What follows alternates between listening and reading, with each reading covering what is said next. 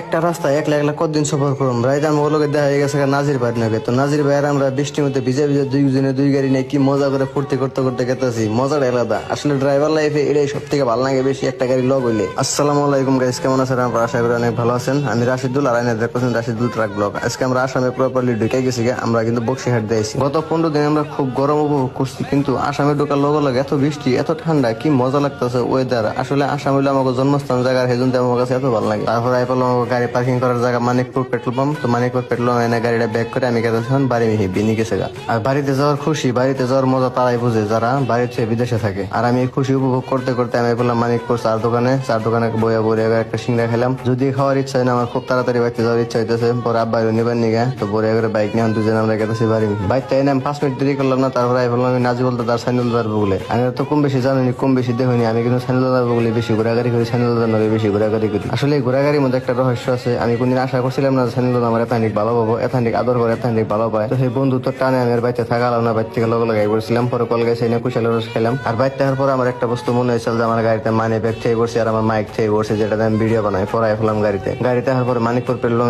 খারাপ এত সুন্দর একটা ভিউ দেখলাম। আসলে সকালে বৃষ্টি হয়েছে আর বিকেলে রোদ উঠছে, এত সুন্দর ভিউ। তারপরে বিনির নিয়ে বই থাকতে থাকতে বিনিয়ে ফেলো গাড়ির চাবি নেয়। আর আমি এই যে মানি ব্যাগ আর একটা আছে মাইক, যেটা ছুঁয়ে আমি গেছিলাম গা। আর এটার নিয়ে এখন আমি এসে কষ্ট করে ওই যে কইলাম বাড়িতে যাওয়ার কিরকম ফুর্তি তারাই জানে যারা বাড়ি থেকে বিদেশে থাকে। তো এরকম ভিডিও যদি 1% ইনস্টাগ্রাম তাহলে আমার ফলো করে ফট করে 1 লাখ ফলোয়ার্স করে দিন। আমার কিন্তু প্রায় 1 লাখ ফলোয়ার্স হলে অন্য দোয়া আশীর্বাদে ভালোবাসায়।